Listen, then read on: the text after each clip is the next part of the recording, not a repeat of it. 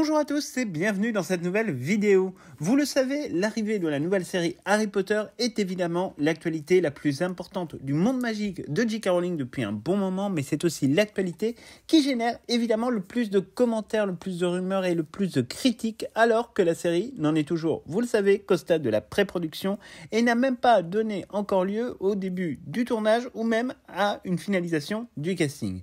Alors évidemment, dans tous ces commentaires, on observe clairement une attente monstrueuse au sujet de cette série, car elle répond à un besoin aujourd'hui d'avoir accès enfin à un matériel nettement plus en corrélation avec le contenu des romans de J.K. Rowling, et c'est vrai que c'est l'intérêt le plus important de cette série, qui devra permettre de rendre justice à l'œuvre plus que ce que les adaptations cinématographiques, même si elles étaient pour la plupart d'entre elles réussies, ont fait jusqu'à présent. Mais cette série, c'est aussi évidemment l'occasion pour une infime minorité, mais vraiment infime minorité d'influenceurs qui ne s'influencent plus qu'entre eux-mêmes et de journalistes stagiaires ou encore de militants anti-Rowling de se défouler, vous le savez, contre la série en avançant des fake news, en tentant de détourner les propos tenus par des cadres souvent et même les trois quarts du temps totalement anonymes de la Warner Bros. Et dans l'existence de mœurs à vérifier. Et évidemment, autre méthode, c'est aussi d'inventer des prophéties qu'ils espèrent être auto-réalisatrices. Bref, nous vous l'avons déjà dit à plusieurs reprises dans de très nombreuses vidéos, nous soutenons pleinement J.K. Rowling et ne nous en cachons absolument pas, ce qui fait que nous sortons quand même régulièrement de nos gonds quand elle est frappée par des attaques, par des insultes, par des contre-vérités, par des mensonges éhontés, mais aussi quand elle est la victime de très nombreuses menaces verbales, de menaces physiques, y compris pour des membres de sa famille. Récemment, beaucoup d'articles putaclic sont sortis sur la série et plus largement sur l'ensemble des activités autour d'Harry Potter et du monde magique. Alors, certains reposaient sur des bases très factuelles et d'autres ne reposaient que sur rien et sur des on dit, et malheureusement, c'est la majorité de ceux qui ont retenu et capté l'attention des lecteurs. Parmi tous ces articles, bon nombre ont fait d'ailleurs état d'un éloignement de J.K. Rowling vis-à-vis de la série et plus globalement de l'ensemble des activités autour du monde magique. Ces articles laissaient à penser que J.K. Rowling aurait été écartée en raison des controverses, qui n'existent d'ailleurs que dans la tête d'une minorité, et qu'elle n'était consultée éventuellement que sur certains points par le biais de son agent littéraire. Bref, je crois que nous vous l'avions déjà dit dans une vidéo, en réalité, il s'agissait d'une phrase totalement sortie de son contexte où un cadre en charge de la branche marketing de la Warner expliquait que l'implication de J.K. Rowling n'était que minime dans le processus de création des produits dérivés ou des produits pouvant concerner la saga. Elle n'était consultée que par l'intermédiaire de son agent pour éviter toute erreur ou toute faute sur un point particulier. Il n'avait absolument jamais été question de la série. Cette phrase, qui ne servait d'ailleurs franchement pas à grand chose tant elle semble couler de source et ne représente absolument aucun intérêt, a évidemment donné des arguments à tous les zozos dont nous vous parlions plus haut pour tirer la conclusion que J.K. Rowling était éloignée de la série et ne s'en occupait plus et que la Warner Bros. N'en voulait absolument plus. Alors évidemment, il fallait faire du putaclic et surtout en profiter pour retaper sur une femme que l'on accuse de tous les maux alors qu'elle fait tant de bien, contrairement à tous ces détraqueurs dont la majorité ne sont que des ratés ou pas grand-chose d'autre. Très rapidement interrogé sur son compte X, auparavant Twitter, J.K. Rowling a démenti de manière extrêmement claire ces pseudo-informations en affirmant qu'elle était pleinement impliquée dans le développement de la série et que cette série s'annonçait fabuleuse. Il aura fallu attendre quelques jours supplémentaires pour que HBO ne communique très officiellement par l'intermédiaire donc de son directeur des programmes lors d'une conférence de presse sur le fait que l'implication en effet de J.K. Rowling était particulièrement forte et que cette déclaration ne vient pas en plus, cette fois-ci, d'une espèce de source complètement anonyme sortie de nulle part ou alors tirée par les cheveux, puisque là, encore une fois, c'est le directeur des programmes de HBO, Casey Bloys, qui, en personne, confirme en effet la très grande implication de l'auteur de Harry Potter dans le choix à la fois de l'équipe artistique, à savoir les scénaristes, les réalisateurs, le casting, etc. Et donc, évidemment, l'implication de J.K. Rowling sur cette série, elle est beaucoup plus large. Alors, évidemment, ces propos n'ont pas du tout été du goût des détraqueurs de J.K. Rowling, dont la notion de démocratie, de liberté de la parole, de liberté tout court, d'ailleurs, semble être, on va dire, des grandes inconnues. appelant une nouvelle fois au boycott de la série. On se souvient d'ailleurs du succès absolument remarquable remporté par les appels au boycott jusqu'à présent, que ce soit pour Les Secrets de Dumbledore ou pour Hogwarts Legacy. Ces huluberlus, à la pensée véritablement bien trop courte, se sont vus opposer une réponse à nouveau ferme et définitive de la Warner cette fois-ci, par le biais d'un communiqué on ne peut plus clair et direct, en rappelant à quel point ils sont fiers de raconter l'histoire de Harry Potter en accentuant le fait que les livres parlent du pouvoir de l'amitié, de la détermination, de l'acceptation et que l'implication de J.K. Rowling est un préalable au succès de ce développement. La Warner va même d'ailleurs plus loin en affirmant le droit de J.K. Rowling d'exprimer ses opinions et que la série ne pourra que bénéficier de son implication. Bref, en somme, circuler, il n'y a rien à voir, J.K. Rowling est et restera la patronne de cette série. Que ça plaise aux oiseaux pseudo-influenceurs et aux journalistes stagiaires ou pas. En cela, on pourrait évidemment se dire que la Warner a enfin tiré les conclusions des errements un peu désagréables de ces dernières années, où le studio n'avait pas su traiter correctement les menaces de boycott et autres pressions exercées par la secte wokiste, car il faut bien parler, malheureusement, de dérives sectaires à ce sujet. L'effondrement des studios de cinéma, le rejet très très clair des films woke par le grand public et les prises de position idéologiques des grandes entreprises américaines ont eu des conséquences si néfastes qu'elles font aujourd'hui totalement machine arrière pour revenir à des logiques plus en connexion avec la réalité du monde tel qu'il est et surtout du monde économique. Les studios ne pouvaient évidemment absolument pas continuer à aller dans une direction qui les condamnait à perdre des centaines de millions de dollars pour faire plaisir à une minorité d'idéologues qui, encore une fois, ne représente qu'une part très infime de la population et une part encore plus infime des consommateurs. Et ça, c'est quelque chose qu'il faut véritablement prendre en considération. On se souvient que la Warner Bros. A pu avoir de véritables errements au sujet de J.K. Rowling, notamment pendant la campagne des Secrets de Dumbledore, où on avait vraiment le sentiment qu'il ne savait pas sur quel pied danser, où J.K. Rowling n'était même pas restée à la projection du film, elle était partie directement.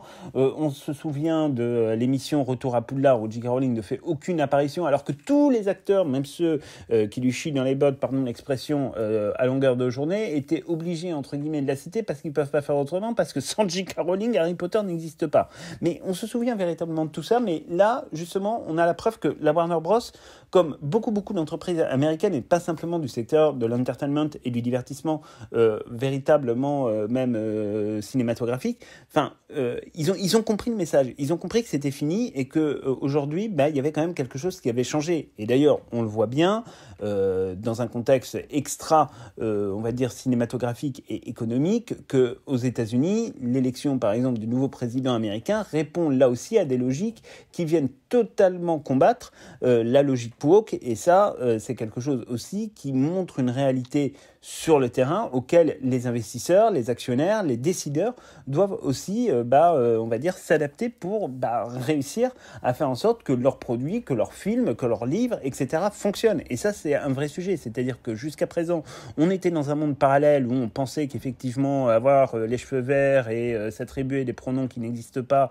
c'était super cool et ça faisait inclusif et il fallait en mettre partout dans les films. La vérité, c'est qu'évidemment, tous les films se sont plantés la gueule et qu'il n'y a plus rien qui n'a fonctionné et que chaque studio, et pas simplement la Warner, c'était le cas aussi pour Disney, a encaissé des pertes absolument monumentales sur des films qui auraient dû être de véritables cartons d'audience, et que c'est pas en remplaçant des personnages dont la couleur de peau devait être blanche par des personnages non binaires ou d'autres couleurs que ça a fonctionné. Et on voit bien aujourd'hui, par exemple, que Disney, avec un film comme Blanche-Neige et les Sept Nains, ne sait absolument pas comment ils vont gérer le truc, parce qu'ils sont en train de faire le virage complètement arrière avec demi-tour à 360 vite fait pour sauver ce qui reste à sauver. Et de l'autre côté, ils sont quand même encore obligés de sortir un film qui leur a coûté un paquet de pognon, parce qu'il a fallu faire 50 000 rechaudes parce que les retours étaient absolument dégueulasses. Et donc là, pour une fois, la Warner a enfin pris des décisions claires, nettes et précises, et il ne sera pas utile d'y revenir. Mais bref, vous l'aurez compris, l'implication de J.K. Rowling, pour nous, c'était quelque chose qui comptait beaucoup, et là, en l'occurrence, on a été servi à la fois par J.K. Rowling elle-même, qui, vous le savez, pour nous, est notre première source, entre guillemets, d'information, et tant que J.K. Rowling ne communique pas, on peut dire que tout ce qu'on entend, c'est, on va dire, quelque chose de faux. Et puis, de plus, là, la Warner Bros. A quand même nettement assumé une position qui, cette fois-ci, est claire, nette, précise et n'est plus du tout dans l'ambiguïté. Et pour ça, on ne peut évidemment que les féliciter, puisque avant ils étaient dans une forme d'hypocrisie complète, où ils allongeaient le pognon pour toujours faire exister la franchise Harry Potter et la franchise du Wizarding World, et de l'autre côté, ils étaient là à s'excuser de ne pas comprendre les cheveux verts. Bon, à un moment donné, là, c'est clair, c'est net, c'est précis, c'est définitif, et ça met fin au sujet. Mais cela, d'ailleurs, nous permet quand même aussi de continuer à vous prévenir que tout ce que vous voyez sur Internet ne reflète généralement aucunement forcément une réalité. Bien au contraire. Souvent, c'est même l'exact contraire qui se produit, car ce qui est beau va toujours faire moins parler que ce qui conduit à la polémique. Et quand vous voyez des informations sur Internet, sur Facebook, par des médias putaclic qui ont intérêt à ce que vous veniez sur leur site Internet pour vous fourguer de la publicité et des cookies pour ramasser un maximum de pognon de la part de leurs partenaires, méfiez-vous. C'est pas parce que vous allez voir une publication Facebook qui va vous dire « Ah, J.K. Rowling est écarté de la série » que c'est la réalité. Le mieux, dans ces cas-là, c'est d'attendre les informations officielles. Tant qu'il n'y a aucune information officielle et que les informations transmises ne reposent que sur des rumeurs ou sur des commentaires anonymes, il est très urgent de prendre une grande distance, la bonne distance nécessaire vis-à-vis du contenu que vous voyez, et encore plus quand il s'agit évidemment d'un contenu qui va venir flinguer les espoirs de millions de fans. Et ça, vous savez que c'est quelque chose sur lequel nous sommes très attentifs, parce que vous êtes souvent nombreux à nous faire part dans des commentaires, dans des messages privés, que ce soit sur notre compte Instagram, sur notre chaîne YouTube, de nous dire « Ah oui, mais ça m'atteint quand je vois par exemple que la Warner aurait déclaré que J.K. Rowling ne serait plus dans le truc. » Mais en fait, non. Ça, il ne faut pas que vous soyez atteint par ça, parce que tout ça, en réalité, ça n'existe pas. Ça n'existe que dans la tête et l'esprit de gens qui sont extraordinairement perturbés. Il n'y a rien d'autre. Là, de manière très claire, quand vous avez une information officielle, vous pouvez la commenter. S'il n'y a pas d'information officielle, en réalité, n'y croyez pas, c'est quelque chose qu'il faut véritablement s'appliquer, même d'ailleurs venant de nous. Ne croyez pas tout ce qu'on peut vous dire si ce qu'on vous dit, par exemple, n'est qu'une hypothèse. Si on vous dit cette information est officielle parce qu'il y a un communiqué, parce qu'il y a une déclaration de J.K. Rowling, l'information est officielle. Quand on vous dit que c'est une hypothèse, ça n'en fait pas pour autant une réalité, puisqu'on vous dit justement que c'est une hypothèse de travail. Bref. Ceci dit, pour changer un peu de sujet tout en restant sur la série, ce n'est pas la seule bonne nouvelle qui tombe autour donc de l'adaptation en série de Harry Potter, car pour la première fois, nous avons une estimation assez concrète et définitive de l'investissement réalisé autour de la série d'un point de vue financier. Et ça, c'est super important parce que c'est ce qui nous donne une idée de la manière dont la Warner souhaite la réussite du projet. En effet, il a été confirmé que l'investissement sur l'ensemble de la série devrait atteindre globalement les 1,6 milliard de livres sterling, ce qui fait globalement au niveau du taux de change, alors au moment où on enregistre cette vidéo, ça aura changé par rapport au moment où on va vous la diffuser, mais globalement on n'est pas loin des 2 milliards d'euros, ce qui fait en fait un budget prévisionnel d'environ 285 millions d'euros par saison, ce qui est énorme. Alors évidemment, on peut imaginer que la première et la deuxième saison vont coûter plus cher parce qu'il faut construire les décors, il faut construire tout ça, etc. Un petit peu comme pour Rings of Power, où la première saison avait coûté un peu plus de 460 millions de dollars. Mais parce que voilà, il y a tout un univers à mettre en place, donc forcément, ça génère des coûts qui ensuite, sont quand même répartis et aspirés sur le reste de la série. C'est quelque chose d'assez classique. Là, en l'occurrence, ce qu'on sait, c'est qu'avec ce budget donc de presque 2 milliards d'euros, c'est qu'on va avoir une des séries les plus chères de tous les temps, et il n'y a donc clairement là pas le droit à l'erreur et la Warner ne peut pas se planter. Ce budget, plus que conséquent, c'est aussi une manière d'ailleurs de montrer que cette série n'est absolument pas prise à la légère comme certains peuvent penser ou veulent imaginer qu'il s'agira carrément d'une série low cost uniquement pour fabriquer du cash. Pour le coup, nous sommes très loin de cette logique et le budget consacré permettra d'avoir une série de très bonne facture puisqu'on est quand même sur un budget qui est déjà largement supérieur à ce qu'ils utilisent par exemple sur House of Dragons, qui est déjà en soi une très bonne série, mais là on voit que le budget est presque doublé, sachant que ces budgets-là, évidemment, ce budget de 2 milliards d'euros ne concerne pas, vous l'aurez compris, tout ce qu'il y a derrière avec le marketing, etc. Là on est vraiment uniquement, ils en ont parlé que sur la production au niveau donc de ce 1,6 milliard de livres sterling. Alors on apprend également, mais on s'en doutait déjà puisque nous avions évoqué cette possibilité il y a déjà quelques mois dans une vidéo, qu'il est tout à fait possible que les 2 premières saisons soient tournées de manière totalement consécutive ou en tout cas très rapprochée pour se protéger d'une évolution qui serait trop rapide du physique des enfants, ce qui impliquerait nécessairement quelques difficultés. Alors, c'était pour notre part, en effet, une légère crainte, on doit bien l'avouer, car si on prend par exemple l'exemple de la série À la croisée des mondes, qui est une autre adaptation d'un très grand classique de la littérature jeunesse, il est vrai que l'âge de l'actrice principale, qui avait été castée par la même équipe qui est sur la série Harry Potter, a très vite posé problème, puisque en réalité, Lyra Belacqua, elle a 10 ans, et quand ils ont commencé à tourner, Daphne Keane, l'actrice, en avait 14 ou 15, et ils ont terminé, elle en avait 18. Donc ça a très vite posé problème, et ça a présenté aussi un souci de cohérence quand même important au niveau de la série. Et là, l'idée, c'est d'aller quand même vers une logique un petit peu différente. C'est que pour eux, il faut avoir une temporalité au niveau des acteurs qui permettent, et au niveau de la production, qui permettent en effet de ne pas se mettre dans des difficultés qui pourraient effectivement poser question par rapport au physique des acteurs et devoir recourir à des effets spéciaux ou alors des effets qui ne seraient pas forcément très positifs pour les enfants. Et cela avait été plutôt pas trop mal maîtrisé, on le sait, sur les adaptations cinématographiques qui, elles aussi, avaient été tournées l'une à la suite de l'autre quasiment. Mais les temps ont changé, on sait que la croissance des enfants aujourd'hui est une croissance qui est de plus en plus rapide. Il existe, et malheureusement, en effet, une nécessité quand même d'avoir quelques attentions sur le sujet et de faire attention pour ne pas se retrouver encore une fois avec quelque chose d'assez délirant. L'exemple de La Croisée des mondes, on ne le prend pas, si vous voulez, pour argent comptant, mais forcément, comme c'est la même équipe qui s'occupe du casting et qui avait eu cette erreur qui avait été commise, d'avoir une actrice qui était beaucoup trop âgée pour le rôle, même si elle est absolument brillante, entre une actrice qui a le physique d'une jeune femme de 18 ans et dans le livre, une héroïne de 10 ans, on n'est pas du tout dans la même logique et donc forcément, ça crée une distorsion. Là, en l'occurrence, ils veulent quelque chose de très fidèle au livre, donc il faut qu'on reste véritablement sur cette logique-là. Alors, sur, évidemment, cette série, on va se le dire tout de suite, ça ne veut pas dire que nécessairement les 2 saisons seront diffusées en même temps, bien au contraire. Mais on peut imaginer que la pré-production de la seconde saison se fera sur une période très concomitante à la production et à la post-production de la saison 1 pour gagner évidemment du temps puisque ça va être un peu la course contre la montre. Alors, sur la date de diffusion, on reste toujours actuellement sur une fin 2026, tout en envisageant une date de diffusion éventuellement, pourquoi pas, en 2027. Alors, on sent qu'ils veulent prendre le temps de faire les choses bien et correctement, et ça, pour le coup, c'est quelque chose qui, à notre sens, est très positif. Maintenant, on continue tout de même de penser que fondamentalement, la date visée demeure 2026 pour des raisons extérieures d'ailleurs, malheureusement, au processus de production de la série, dans la mesure où il s'agit surtout de visée économique.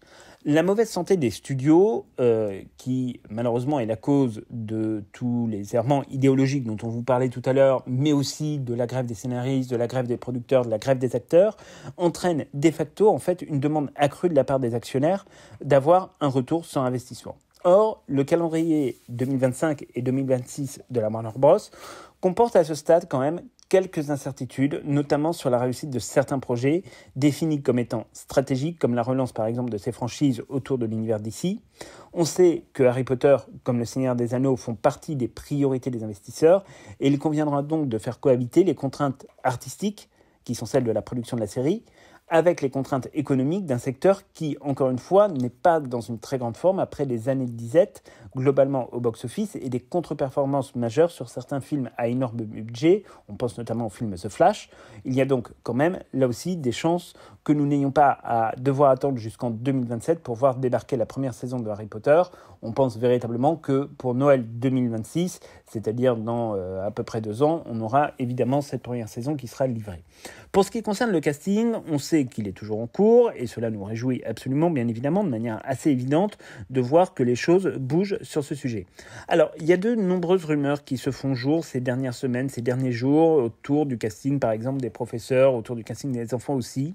Et pour être assez honnête avec vous, nous nous sommes posé la question de savoir s'il serait opportun d'aborder ces rumeurs sur la chaîne.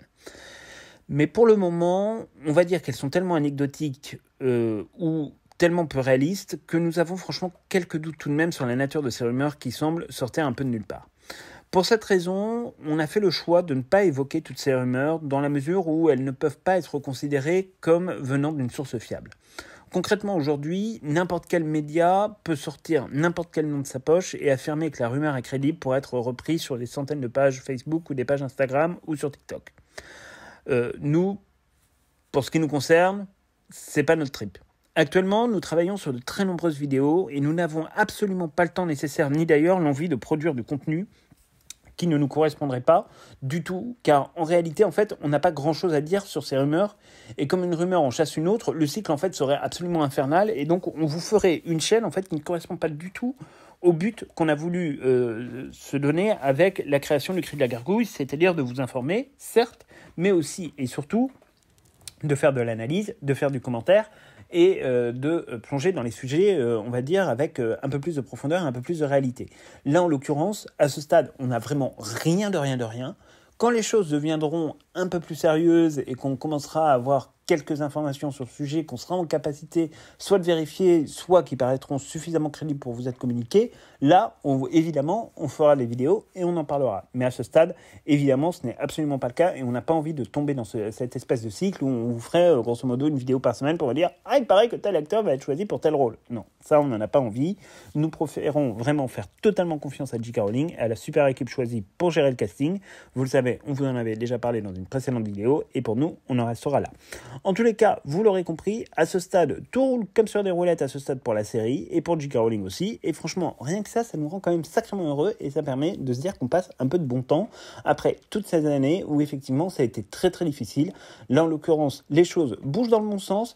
Il se passe plein de choses positives autour de la série. Encore une fois, les équipes de production sont très sérieuses, les scénaristes sont sérieux, ils ont fait des déclarations comme quoi ils étaient très attachés au respect de l'œuvre. J.K. Rowling a confirmé elle-même, la Warner aussi, qu'elle était pleinement impliquée. Donc on va dire que tout va très bien pour l'instant, il n'y a pas de sujet, il n'y a pas d'inquiétude à avoir, tout semble être parfaitement maîtrisé et on a vraiment hâte de voir ce que l'année 2025 va nous réserver comme nouveauté parce que on pense quand même que d'ici 2025, on va avoir beaucoup d'actualités sur la série, notamment avec les premières apparitions de décors, peut-être d'affiches, peut-être de trucs comme ça, enfin bref. Voilà, on a vraiment super hâte, mais on voulait communiquer autour de ces dernières nouvelles au sujet de la série et on se retrouve donc très bientôt pour en reparler dès qu'on aura des informations plus concrètes. Et n'hésitez pas, vous, à nous dire dans les commentaires si vous vous posez certaines questions sur la série que vous voudriez que nous traitions dans certaines vidéos parce que là aussi, on va continuer évidemment à se poser des questions et on se retrouve donc très bientôt pour plein de nouvelles aventures. On souhaite à tous et à toutes une très très bonne fin de semaine. Reposez-vous parce que c'est vrai que l'actualité sur l'année 2025 risque d'être particulièrement chargée. Donc à très bientôt.